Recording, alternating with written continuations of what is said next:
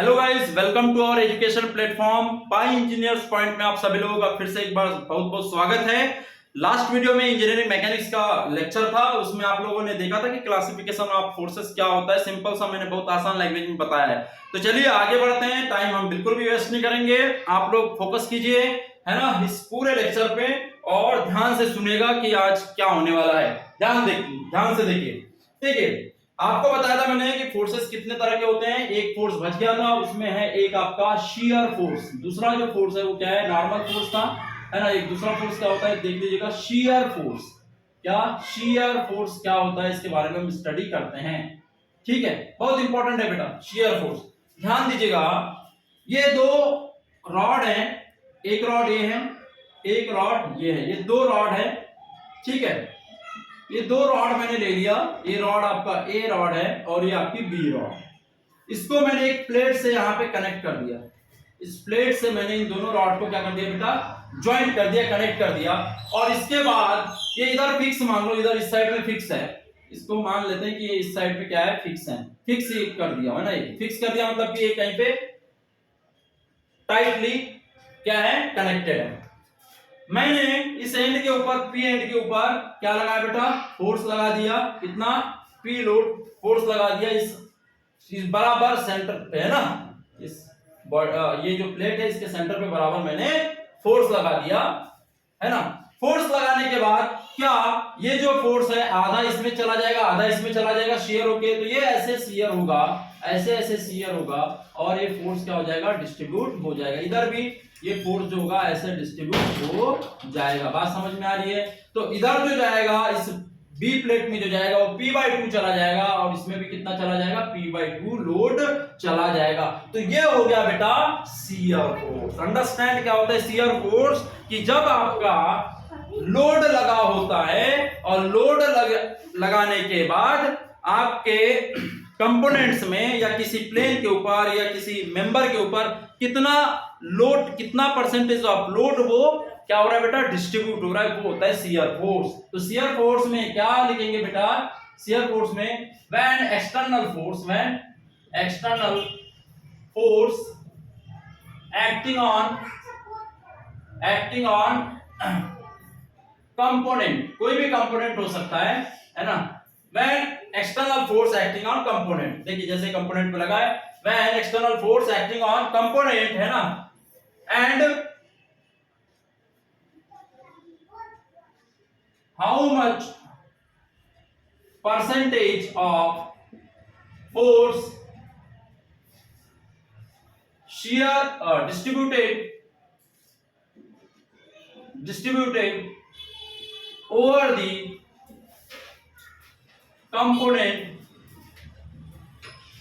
in the material याद रखना किसमें बेटा, इन द मटेरियल। ये मटेरियल के अंदर में डिस्ट्रीब्यूट हो जाता है, distribute over the component in the material, है ना। इट इज कॉल्ड, नोट कर लें, it is called shear force. उस फोर्स को ही क्या कहेंगे बेटा, शियर फोर्स कहेंगे। थोड़ा सा देख लेना डेफिनेशन, अपने लैंग्वेज में भी आप लिख सकते हैं, कोई दिक्कत नहीं है ना। देखिए, when external force acting on component and how much percentage of force distributed over the component, है ना, this force is called, है ना, this force, है ना, this distributed force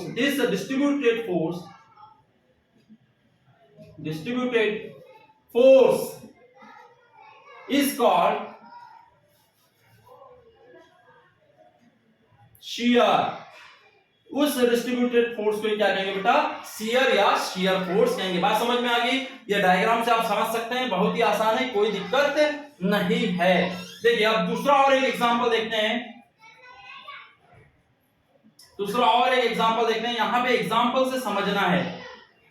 एग्जांपल बहुत ही इंपॉर्टेंट है, जब तक आप एग्जांपल समझेंगे नहीं आपको कुछ आएगा नहीं। तो एग्जांपल समझना बहुत जरूरी है। देखिए यहां पे मैंने छेद किया और इसके ऊपर मैंने लोड लगा दिया, पंच वाला लोड। क्या बेटा, पंच वाला लोड लगा दिया, पी लोड लगा दिया। कितना, पी लोड। और यहाँ पे छेद हो जाएगा, छेद होने के बाद इधर से निकल जाएगा, है ना। तो मान लेते हैं कि ये पूरा ये इसकी जो डेप्थ है वो h है, कितनी है, h है, कि यहां तक नीचे तक इसका होल हो गया है ना, पंच मारने के बाद ये नीचे तक होल हो गया। ठीक है, बात समझ में आ रही है। तो ये जो पी लोड है वो पूरा का पूरा टोटली यहां शेयर हो गया ऊपर से लेके नीचे तक, इसीलिए जाके वो छेद हुआ है। ठीक है भाई, मतलब कि एक होल हुआ है। तो कैसे होल हुआ, तो देखिएगा, इसका डायमीटर मान लेते हैं इस होल का कितना है, d डायमीटर, और थिकनेस कितनी है बेटा, h है। मतलब कि देखिए सिलेंडर, ये सिलेंडर बन जाएगा इस तरह से, ध्यान से देखो, ये सिलेंडर बन जाएगा इस तरह से सिलेंडर बन जाएगा होल, है ना। यहाँ तो मटेरियल है ही नहीं क्योंकि यहाँ से मटेरियल निकल चुका है। तो ये जो डायमीटर है मेरा, इसको मान लिया मैंने, क्या एज्यूम कर लिया, स्मॉल d, और ये जो थिकनेस है, ये जो थिकनेस है, ये थिकनेस कितनी है बेटा, कितनी है, ये जो थिकनेस होगी वो होगी आपकी h, है ना। ये थिकनेस जो है, यहाँ पे हाइट दिख रही होगी आप लोगों को, लेकिन ये थिकनेस है ना इस कंपोनेंट की, कितनी है बेटा, h। तो इस सर्कमफेरेंस के ऊपर आपका क्या होगा, मटेरियल, ये लोड जो होगा शियर होगा, तभी जाके मटेरियल डिस्ट्रीब्यूट हुआ। तो आपको शियरिंग एरिया लेना होता है, क्या लेना होता है, शियरिंग एरिया लेना होता है। तो यहाँ पे जो शियरिंग एरिया होगा वो इतना होगा, तो शियरिंग एरिया क्या हो जाएगा बेटा, पाई d, है ना, सर्कमफेरेंस इनटू l, ये इनटू t थिकनेस, है ना। इसकी थिकनेस होगी, इसकी कुछ ना कुछ थिकनेस होगी, जो भी थिकनेस होगी इसकी, है ना, तो थिकनेस ले लेंगे क्या, पाई डी। यहाँ पे थिकनेस कितनी है, h, तो मैं ले लूंगा यहाँ पे h, तो पाई डी h, ये हो गया मेरा इस मटेरियल का सरफेस एरिया, या इस सिलेंडर का सरफेस एरिया हो गया। बात समझ में आ रही है। तो ये सर्कमफेरेंस इनटू इस पूरे पार्ट में इस तरह से डिस्ट्रीब्यूट होगा शियर, है ना, ये पी लोड जो होगा इस तरह से शियर होगा। बात समझ में आ रही है। तो सरफेस का एरिया लेके चलते हैं, तो पाई डी एच जो हो जाएगा सरफेस एरिया हो जाएगा, जहां पे पी लोड आपका डिस्ट्रीब्यूट होगा।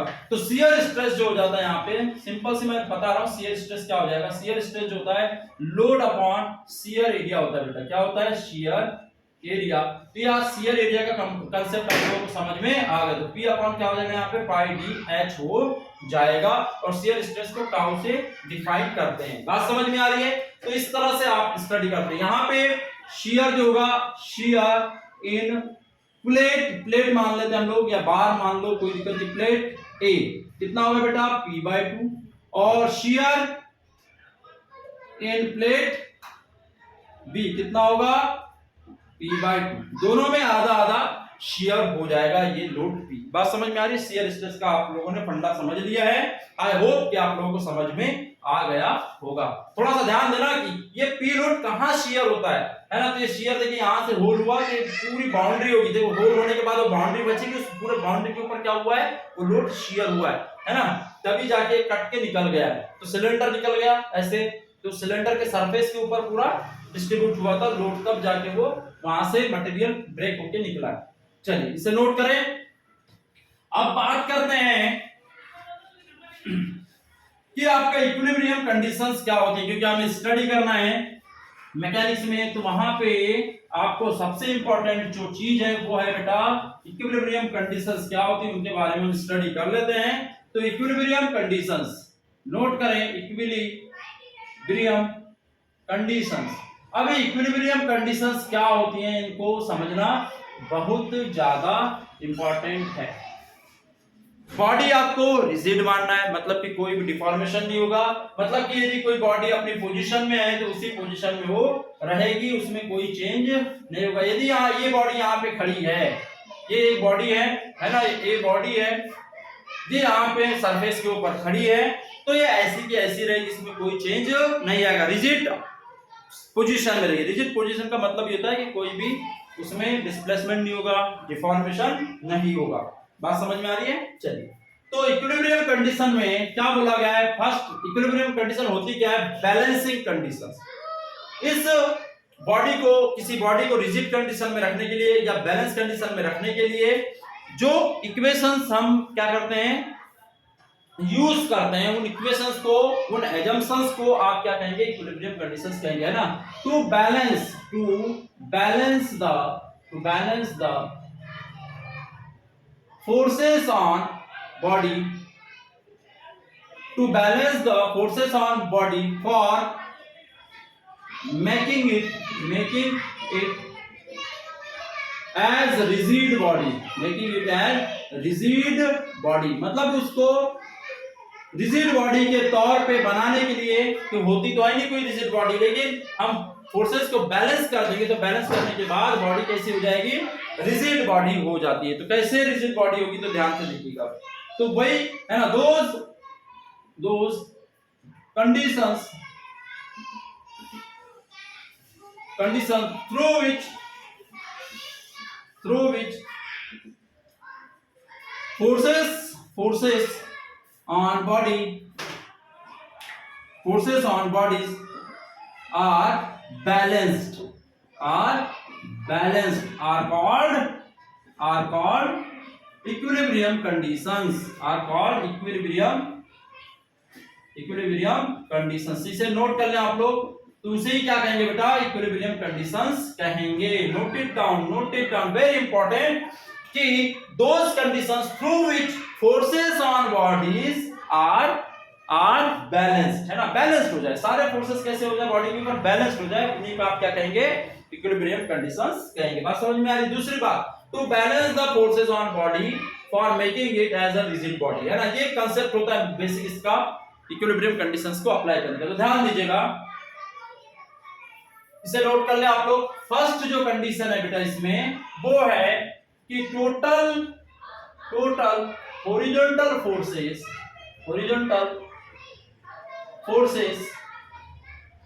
Will be zero. Total horizontal forces कैसे होने चाहिए, जीरो, मतलब total H summation of H is equal to क्या होना चाहिए, जीरो। ये फर्स्ट कंडीशन है आपकी रिजिड बॉडी की, या फिर आपका इक्विलिब्रियम कंडीशन की। फर्स्ट कंडीशन क्या है कि जो टोटल फोर्सेस होंगे, कौन से, हॉरिजॉन्टल फोर्सेस जो आपके बॉडी पे लग रहे हैं, चाहे ऐसे हो चाहे फिर वो ऐसे हो, ये जैसे बॉडी है ना, ये बॉडी, इसके ऊपर इधर से लगेंगे, तो ये सारे फोर्सेस का सम कितना होना चाहिए, जीरो होना चाहिए, है ना। Total horizontal forces will be zero, या ये कहेंगे इसे टोटल, इस तरह से नहीं लिख के और एक तरीके से लिख सकते हैं, sum of total horizontal forces will be zero. सभी फोर्सेस का सम जो होना चाहिए वो जीरो होना चाहिए, मतलब हॉरिजॉन्टल फोर्सेस का। अंडरस्टैंड। ध्यान दीजिए, कैसे एग्जांपल के लिए देखते हैं। ये फोर्स लगा है, इधर से मान लो ये लगे हैं आपके 2 किलो न्यूटन लगा है, ये 3 किलो न्यूटन लगा है। देखो न्यूटन जो है फोर्स की यूनिट होती है, नोट कर लेना आप लोग। न्यूटन जो है वो फोर्स की यूनिट है, एसआई यूनिट, है ना। और सीजीएस में होती है आपकी डायन, है ना। न्यूटन क्या है बेटा, Newton is unit of force, है ना। ये आप बेटा आप लोग गेट ईएससी के लेवल की तैयारी कर रहे हैं, तो ये छोटी छोटी चीजें तो यार होनी चाहिए। तो 3 किलो न्यूटन इधर लगा है, 2 किलो न्यूटन इधर लगा है, इधर मान लो कितना लगा है बेटा, ये लगा है आपका 1 किलो न्यूटन लगा है, और ये लगा है कितना, 4 किलो न्यूटन लगा हुआ है। ध्यान दीजिएगा, इस डायरेक्शन में जाने वाले, है ना, राइट हैंड साइड कितने जा रहे हैं बेटा, राइट हैंड साइड कितने जा रहे हैं, 3 किलो न्यूटन, 2 किलो न्यूटन। और राइट हैंड साइड जाने वाले कैसे होते हैं, पॉजिटिव। तो 3 + 2 कितना हो जाएगा, यहाँ पे 5 किलो न्यूटन पॉजिटिव हो जाएगा, राइट हैंड साइड में जाने वाले पॉजिटिव होंगे। और लेफ्ट हैंड साइड कितना होगा बेटा, 1 + 4, 1 -1 -4, है ना। तो यहाँ पे भी साइन नहीं दिखाना है, ये तो माइनस है क्योंकि लेफ्ट हैंड साइड में जा रहे हैं। तो 1 + 4 कितने हो गए, ये भी 5 किलो न्यूटन। अब देखिएगा राइट हैंड साइड में समेशन ऑफ H कर देते हैं, total sum of horizontal forces. तो राइट हैंड साइड में जाने वाले पॉजिटिव और लेफ्ट हैंड साइड में जाने वाले नेगेटिव, तो -5। तो -5 कितना हो गया, 0। तो देखिए सम ऑफ टोटल हॉरिजॉन्टल फोर्स आपका समझ में आ गया क्या होता है, मतलब इस बॉडी के ऊपर हॉरिजॉन्टल फोर्सेस का सम कितना होना चाहिए, 0 होना चाहिए। नोट कर लें इसे, एग्जांपल समझ में आया, चलिए बेशक समझ में आया होगा। अब बात करते हैं सेकंड कंडीशन की। सेकंड कंडीशन क्या है कि वो भी काफी इंपॉर्टेंट है, सभी कंडीशन इंपॉर्टेंट है, तभी जाके आपसे न्यूमेरिकल सॉल्व होंगे। जब तक आपको याद नहीं रहेंगी कंडीशंस, न्यूमेरिकल सॉल्व नहीं होंगे। Sum of total vertical forces will be zero. मतलब कि summation of vertical force is equal to क्या होना चाहिए, जीरो होना चाहिए। मतलब कि आपके बॉडी के ऊपर से कितने फोर्स लग रहे हैं, नीचे से कितने फोर्स लग रहे हैं, इन सभी का सम जीरो होना चाहिए। बात समझ में? चलिए एग्जांपल देखते हैं, एग्जांपल देख लेते हैं बेटा। तो देखिए ये लगा है इस तरह से, यहाँ पे लगा है आपका 10 किलो न्यूटन लगा है, इधर 20 किलो न्यूटन लगा है, इधर आपका 5 किलो न्यूटन लगा है, और इधर आपका क्या लगा है, 25 किलो न्यूटन लगा है। तो देखिएगा upward is equal to downward. तो अपवर्ड फोर्सेस कितने होंगे बेटा, यहाँ पे अपवर्ड फोर्सेस कितने हैं, देखो अपवर्ड ऊपर जाने वाले 5 प्लस 25, तो 5 प्लस 25 कितने हो गए, 30 किलो न्यूटन। डाउनवर्ड कितने हो जाएंगे बेटा, डाउनवर्ड फोर्सेस कितने हैं, 20 प्लस 30, तो 20 प्लस 30 सॉरी 10, 20 प्लस 10, ये हो गया कितना, 30 किलो न्यूटन। तो देखिए अपवर्ड बराबर डाउनवर्ड है, यहाँ पे देखिए लेफ्ट हैंड साइड बराबर राइट हैंड साइड है। इसी को बोला जाता है इक्विलिब्रियम कंडीशंस या इक्विलिब्रियम या बैलेंसिंग कंडीशंस। ठीक है, तो पोजीशन इक्विलिब्रियम में बॉडी कब होगी, जब सारे फोर्सेस बैलेंस होंगे। तो यहाँ पे टोटल वर्टिकल फोर्स कितना हो जाएगा, अपवर्ड पॉजिटिव, तो अपवर्ड कितने हैं, अपवर्ड कितने बेटा 30, और माइनस डाउनवर्ड नेगेटिव कितने 30, कितना हो गया जीरो। तो आ गया बेटा समझ में, इक्विलिब्रियम कंडीशन समझ में आई दोनों। Very simple, very simple. ये इसीलिए ऐसा हो रहा है क्योंकि हमने यहाँ पे बॉडी को रिजिड मान के चले हैं। बात समझ में आई, यहाँ जो body will be rigid, otherwise नहीं होता है ऐसा, नोट कर लें। चलिए अब थर्ड कंडीशन जो है वो है बेटा बहुत ही इंपॉर्टेंट है। थर्ड कंडीशन जो है वो है कि sum of total movement will be zero. तो summation of m is equal to क्या होना चाहिए, जीरो होना चाहिए। ये थर्ड कंडीशन है। अब ये मूवमेंट क्या होता है और मूवमेंट कैसे कैलकुलेट करते हैं वो हम देखेंगे बेटा नेक्स्ट लेक्चर में, है ना, क्योंकि थोड़ा सा ज्यादा पोर्शन है, अभी काफी समय लग जाएगा इसको मुझे समझाने में। तो इस पूरी इक्वेशन को समझाना है और मुझे मूवमेंट भी समझाना है, मूवमेंट क्या होता है, मूवमेंट कैसे कैलकुलेट करना वो भी इसमें मुझे कवर करना है। तो हम नेक्स्ट वीडियो में मिलते हैं कि हम इस पोर्शन को कैसे समझेंगे, थर्ड इक्विलिब्रियम कंडीशन को हम समझते हैं नेक्स्ट लेक्चर में। तब तक के लिए थैंक यू सो मच।